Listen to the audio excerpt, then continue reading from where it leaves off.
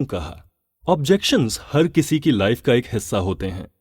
आपको अपनी daily life में किसी न किसी इंसान से एक ऐसा वर्ड या सेंटेंस सुनने को जरूर मिलता है जो आपके आइडिया पर या काम पर ऑब्जेक्शन खड़ा करता है। ऐसा सिर्फ प्रोफेशनल लाइफ में नहीं होता है, बल्कि हम सब की पर्सनल लाइफ में भी कोई ना कोई ऐसा पर्सन जरूर होता है जो आपके कामों को ऑब्जेक्ट करता है। और इसका रिजल्ट ये होता है कि आपकी बातचीत जल्दी ही एक बिटर आर्ग्यूमेंट में बदल जाती है, जिसका आसानी से एंड भी नहीं होता है। वहीं कुछ लोग जो पीस को पसंद करने वाले होते हैं, वो अधिकतर इसे अवॉइड करना ही बेहतर समझते हैं। ऑथर फिल कहते हैं कि उनका अपना एक्सपीरियंस कहता है कि किसी भी ऑब्जेक्शन को ओवरकम करने से पहले आपको ये जान लेना चाहिए कि ये ऑब्जेक्शन किस वजह से जनरेट हुआ है। कहीं ये सामने वाले इंसान का नो थैंक यू कहने का तरीका तो नहीं है, या फिर वो इस आइडिया के डिस्कशन को अगले दिन पर डालना चाहता है। दूसरा रीजन ये हो सकता है कि अक्सर ऐसे लोग ही ऑब्जेक्शन खड़ा करते हैं जिन्हें कॉन्वर्सेशन में ज्यादा सवाल पूछने की आदत होती है, क्योंकि अगर आप किसी कॉन्वर्सेशन को जीतना चाहते हैं या उस पर पूरी तरह कंट्रोल बनाना चाहते हैं तो आपको सवाल पूछने की जिम्मेदारी लेनी होती है। फिल का कहना है कि ऑब्जेक्शन को सुनकर लोगों को फ्रस्ट्रेशन शो करने की जरूरत नहीं होती है, बल्कि वो तो इस कॉन्वर्सेशन को बहुत आसानी से अपने कंट्रोल में कर सकते हैं।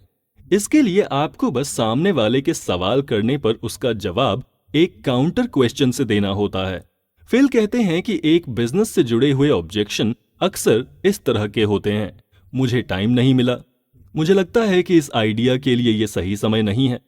अभी तो मुझे शॉपिंग के लिए जाना है, मेरे पास अभी इतने पैसे नहीं हैं, या अभी मुझे इस टॉपिक पर किसी के साथ डिस्कशन करना होगा, तब जाकर मैं फाइनल डिसीजन ले पाऊंगा, एटसेट्रा।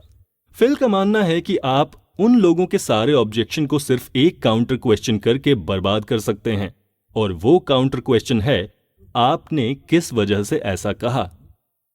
जैसे ही आप किसी आर्ग्यूमेंट में सवाल पूछने का टर्न खुद की तरफ मोड़ लेते हैं, आपके उस आर्ग्यूमेंट में सक्सेसफुल होने के चांसेस काफी ज्यादा हाई हो जाते हैं। आपके सिर्फ एक काउंटर क्वेश्चन से उनके तरह तरह के ऑब्जेक्शन खत्म हो सकते हैं। मान लीजिए एक एग्जाम्पल के तौर पर उन्होंने आपसे कहा कि अभी वो इस टॉपिक पर दूसरे से बात करना चाहते हैं और तब ही कोई डिसीजन लेंगे, तो आप उन्हें काउंटर क्वेश्चन कर सकते हैं कि वो ऐसा किस कारण से बोल रहे हैं।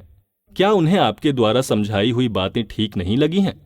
ये सवाल उन्हें आगे आपके आइडिया को टालने से तो रोकेगा ही, साथ में वो खुलकर अपने ऑब्जेक्शन की वजह को भी सामने रख सकेंगे कि वो क्यों अभी इस पर डिसीजन नहीं लेना चाहते हैं। अगर वो कहते हैं कि अभी उनके पास वक्त नहीं है, वो बाद में इसके बारे में सोचेंगे, तो आप उनसे पूछ सकते हैं कि वो ऐसा क्यों कह रहे हैं। उनके पास ऐसा क्या इंपॉर्टेंट काम है जो उन्हें इस परफेक्ट आइडिया को इग्नोर करने दे रहा है। फिल कहते हैं कि जब आप उनसे ये सवाल करते हैं कि वो ऐसा क्यों कह रहे हैं, तो ये सवाल उन्हें सही रीजन को एक्सप्लेन करने के लिए पुश करता है। इस सवाल के बाद उनके पास कॉन्वर्सेशन को इधर उधर घुमाने का कोई रास्ता नहीं बचता है।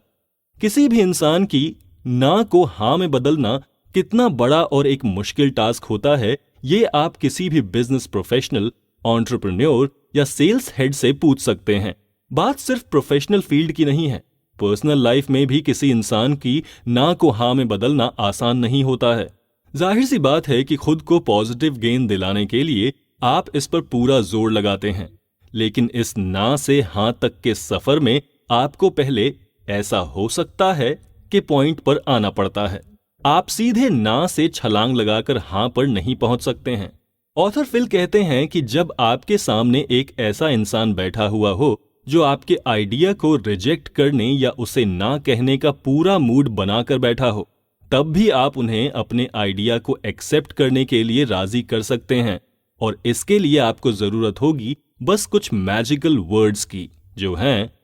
अपना मन बनाने से पहले। ऑथर कुछ एग्जाम्पल देते हुए बताना चाहते हैं कि किस तरह आप अपने क्लाइंट को ना से हाँ तक के डिसीजन तक पहुंचा सकते हैं। वो कहते हैं कि अगर आप किसी आइडिया की सही इंफॉर्मेशन लोगों तक पहुंचाने की कोशिश कर रहे हैं, लेकिन फिर भी आपको ऐसी कोई उम्मीद नहीं दिख रही है कि वो इसके लिए हाँ कहेंगे, तो आपको अपने डिस्कशन का एंड इस तरह से करना चाहिए कि आप अपना मन बनाने से पहले इस आइडिया से जुड़े हुए सारे फैक्ट्स को एक बार ठीक तरह से जान लें। अगर आपके सामने बैठा क्लाइंट काफी स्टबर्न टाइप का है और उसे राजी करना इतना आसान नहीं है क्योंकि वो अभी तक इस आइडिया को रिजेक्ट करने के मूड में है, तो आप उन्हें कह सकते हैं कि किसी भी डिसीजन तक पहुंचने से पहले या अपना मन बनाने से पहले आइए हम एक बार इसकी डिटेल्स और फैक्ट्स को एक बार और डिस्कस कर लेते हैं और इन्हें बेहतर तरह से समझ लेते हैं, ताकि आपको भी इस बारे में थोड़ी क्लैरिटी मिल जाए कि आप ना क्यों कह रहे हैं। आपके इस आइडिया को पसंद ना करने की वजह क्या है। अगर वो एक फैमिली पर्सन है या उन्हें लोगों से अपने प्लान के बारे में चर्चा करना पसंद है, तो आप उन्हें ये सुझाव दे सकते हैं कि इस मामले में अपनी कोई भी राय बनाने से पहले आप इसके बारे में अपनी फैमिली या दूसरे किसी पर्सन से डिस्कस करके देख लें। शायद वो उन्हें बेहतर समझा पाएं कि इस आइडिया को एक्सेप्ट करने के बाद वो कैसे अपनी लाइफ में एक चेंज ला सकते हैं या जल्दी सक्सेस को हासिल कर सकते हैं। आप लोगों को इन मैजिक वर्ड्स का यूज करके दूसरे लोगों का भी एग्जाम्पल दे सकते हैं, जैसे कि